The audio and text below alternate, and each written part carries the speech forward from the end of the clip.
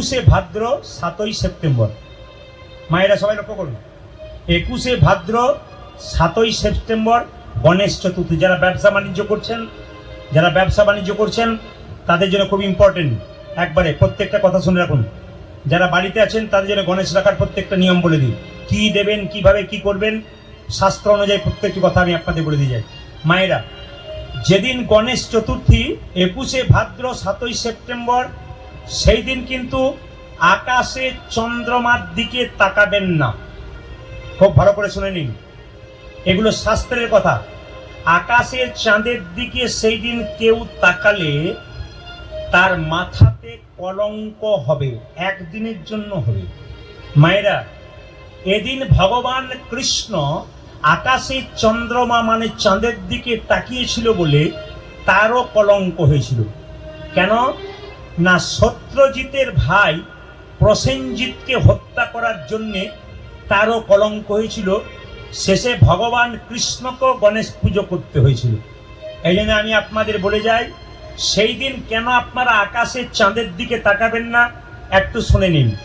একবার কৈলাস পর্বতে বাবা ভোলানাথ একটা নিমন্ত্রণ করেছিল, সভা ডেকেছিল, নিমন্ত্রণ। তো সবাই পণ্ডিতরা, দেবতারা গেছে, কিন্তু নারদ মুনি একটা দিব্য ফল হাতে নিয়ে গেছে। এর থেকে একটা শিক্ষা আছে, যে যেখানে বসে আছেন, আপনাকে কেউ যদি আমন্ত্রণ করে বাড়িতে, আপনি খালি হাতে যাবেন না, আপনি কোনো একটা উপহার নিয়ে যাবেন আপনার সামর্থ্য অনুযায়ী। বারবার শুনে রাখবেন, আপনার বাচ্চা যদি কারো বাড়িতে খেতে যায়, একটা কলমও দেবেন। কেন বলুন তো? জন্মদিনে নিমন্ত্রণ করছে, আপনার সামর্থ্য নেই, একটা কলমও দেবেন। কেন? খালি হাতে যেতে নেই। বাচ্চা জন্ম নিয়েছে, দেখতে যাচ্ছেন, খালি হাতে যেতে নেই। গুরু গৃহে যাবেন, খালি হাতে যেতে নাই। মন্দিরে যাবেন, খালি হাতে যেতে নাই। হরিসভাতে আসবেন, খালি হাতে আসতে নেই, কিছু নিয়ে আসতে হয়। আমি আপনাদের বারবার বলবো, খালি হাতে কোন কোন জায়গায় যেতে নেই এগুলো বলে দিলাম আপনাদেরকে। তো নারদ মুনি একটা দিব্য ফল এনেছে, ওই ফলটা বাবা শিবের হাতে দিয়েছে। মায়েরা, বাবা শিবের কটা ছেলে জোরে বলুন? 4টে? 2টো? আমি 4টে বলুন, 2-4 জন কি ভক্তি ভরে বলছে 4টে, তাহলে উনি বেজানের মধ্যে 4টে হয় বোধ হয়। না, আমি মাঝে মাঝে ভুল বলে নেবো, ঠিক করে নেবেন। কটা ছেলে মায়েরা? 2টো। তো বাবার এক পাশে বসে আছে কার্তিক, এক পাশে বসে আছে গণেশ। তো কার্তিক বলে আমি নেব, গণেশ বলে আমি নেব। যারা বাবা হয়েছেন, আপনার 2টো ছেলে যদি থাকে, একটা ফলকে নিয়ে কারাকারি করে, বাবা কি করবে? বলবে অর্ধেক করে ভাগ করে নে, কারণ বাবা তো সব ছেলে সমান। বাবা ভোলানাথ বলছে এই দিব্য ফলটা কাজ কর, এই দুজনে ভাগ করে নে। বলছে না, কার্তিক করে না, আমি গোটা নেবো। আর গণেশ বলছে আমার তো পেট মোটা, আমার তো হবে না, আমার গোটাই চাই। এখন দুজনে ঝগড়া করছে, কোনো উপায় নেই। বাবা কিন্তু ফলটা ছাড়ছে না ভোলানাথ। কেন? ও জানে যাকে ছাড়বো সে নিয়ে ফেলবে, কি দরকার আছে? চুপচাপ বসে আছে। গণেশ কিন্তু রাগে গড়গড় গড়গড় গড়গড় করছে। কিছুক্ষণ পরে সভা যখন ভেঙে গেল, তখন একমাত্র বসেছিল 2জন, আকাশের চাঁদ চন্দ্রমা, আর ছিল কে জানেন? ব্রহ্মা, মানে আমাদের গণেশ চন্দ্রের দাদু। সে তখন বললো আমি বিচার করে দিই। বলে কি বিচার? না, এই ফলটা সেই পাবে এদের মধ্যে যে বড়। মায়েরা বলুন তো, কার্তিক বড় না গণেশ বড়? কি শুনে এসছেন এতদিন? কার্তিক বড় নাকি গণেশ বড়?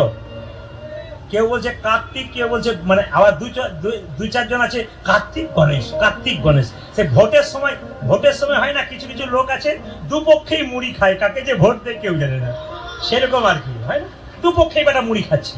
কাকে যে ভোট দেবে অন্তর্যামী ছাড়া কেউ জানে না। তো মায়েরা 2-4 জন বলছে, কিন্তু শুনে রাখুন, কার্তিক বড়, গণেশ ছোট। যদি কেউ মনে করেন না, তা নয়, কার্তিক কিন্তু বড়। এখন কার্তিককে ফলটা দিয়ে দিয়েছে, আর গণেশ খালি ওই দাদুর কাছে যাচ্ছে, মানে নাতিতে যেমন হয় আর কি, দেখবেন রাগে এখন যখন এরকম করছে, তখন সঙ্গে সঙ্গে চন্দ্রমা মানে চন্দ্র হেসে ফেলেছে, আর গণেশ যে অভিশাপ দিয়েছে, তুমি আমাকে দেখে হাসলে, অভিশাপ দিলাম, আকাশের চন্দ্র, তুমি আকাশে উদিত হবে, তুমি মলিন হয়ে যাবে, আর তোমাকে যেই দেখবে তারই কলঙ্ক হবে, আজ থেকে অভিশাপ দিলাম। এখন গণেশের অভিশাপ পেয়ে গেল আকাশের চন্দ্র, যার কাছেই যাই সে মুখ ফিরিয়ে নেয়। ইন্দ্রদেবের কাছে গেল, ইন্দ্রদেব মাথা নিচু করে বসে আছে। গণেশ চন্দ্রমা বলছে কি ব্যাপার, মাথা নিচু করে বসে আছো কেন? বলে তোমার মুখ দেখবো না, দেখলেই তো কলঙ্ক হবে। আচ্ছা, ব্রহ্মা যে তার পাশে বসছিল তখন, তার কাছে কি বলছে, ব্রহ্মা তাহলে কি করবো, এ কি তুমি আমাদেরকে তাকাচ্ছ না কেন? বলছে ওই তো গণেশ অভিশাপ দিয়ে দিয়েছে তোমাকে, যে তোমাকে যে দেখবে তারই কলঙ্ক হবে, কি দরকার আছে তাকাবো না তোমার দিকে। এখন সবাই যখন মুখ ফিরিয়ে নিচ্ছে, তখন আমাদের যিনি ব্রহ্মা, তিনি বললেন এক কাজ করো। বলে কি? যে তোমাকে অভিশাপ দিয়েছে তুমি তার কাছে যাও। বলে কার কাছে? গণেশের কাছে। গণেশকে স্তুতি করলো, গণেশ খুব খুশি হয়ে গেল। আর গণেশ যখন খুশি হয়ে গেল, তখন বলে বড় তুমি কি চাও? বলছে তুমি 365 দিন তোমাকে দেখলে কলঙ্কিত হবে না, তবে 1 মাস 2 মাস 3 মাস কদিন তুমি আকাশে থাকতে যাও, তোমাকে দেখলে কলঙ্কিত হবে। সঙ্গে সঙ্গে বললো না, আমি এতদিন কলঙ্কিত হয়ে থাকতে চাই না, আমাকে দেখলে লোক কলঙ্কিত হবে সেভাবেই থাকতে চাই না। তখন গণেশজি বললো তাহলে এক কাজ করো, বছরে তোমার একটা দিন রইল গণেশ চতুর্থী, গণেশ পুজো, সেই দিন কিন্তু আকাশের চাঁদের দিকে কেউ তাকালে তার কলঙ্ক অবশ্যই হবে। শাস্ত্র বলছে, আমি বলি নাই। সবাই তাকান মায়েরা, এই জন্য আকাশের চাঁদের দিকে তাকালে কিছু না কিছু কলঙ্ক আপনার জীবনে আসতে পারে। তবে বলবেন আমি তাকিয়ে ফেলেছি, তাহলে কি করব? আপনি গণেশজিকে স্তুতি করবেন, গণেশ পুজো করবেন, আপনার লাভ আছে। গণেশ পুজোতে কিন্তু তুলসী পাতা দেওয়া উচিত নয়। গণেশ পুজোতে কি দেবেন মায়েরা?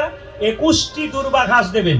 খুব ভালো করে রাখুন, গণেশ পুজোতে 21টি দুর্বা ঘাস দেবেন। আর একটা কথা মনে রাখবেন, যে কোনো দেব দেবী পুজো করতে গেলে সবসময় পূর্ব দিকে কিংবা উত্তর দিকে মুখ করে পুজো করতে হয়। খুব মাথায় রাখবেন, যে কোনো দেব দেবী বাড়িতে পুজো করবেন, পূর্ব দিকে মুখ করে কিংবা উত্তর দিকে মুখ করে পুজো করতে হয়। হ্যাঁ, আচমনটা করতে হয় কিন্তু পূর্ব দিকে মুখ করে। আচমনটা পূর্ব দিকে মুখ করে নিতে হয়। আপনি উত্তর দিকে পুজো করেন, পূর্ব দিকে মুখ করে কিন্তু আপনাকে আচমন করে নিতে হবে। এ কথাগুলো আপনার মাথায় রাখবেন, জীবন সুন্দর হবে। গণেশের পুজোতে তুলসী পাতা যায় না কেন? না, গণেশজি ধ্যান করছিলেন বসে বসে, আর তুলসী দেবী রাস্তা দিয়ে পেরিয়ে যাচ্ছিলেন। এখন দেখবেন ধ্যানের মাধ্যমে গণেশ কিন্তু চোখ মুজে হেসে ফেলেছে।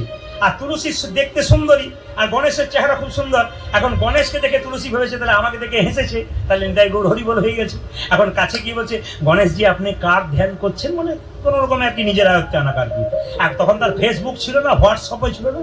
এখন দেখবেন হ্যালো আর গেল না, কি বলছে? এখন তো কোনো অসুবিধা নাই, এখন হ্যালো আর গেল। মায়েরা কিছু মনে করবেন না।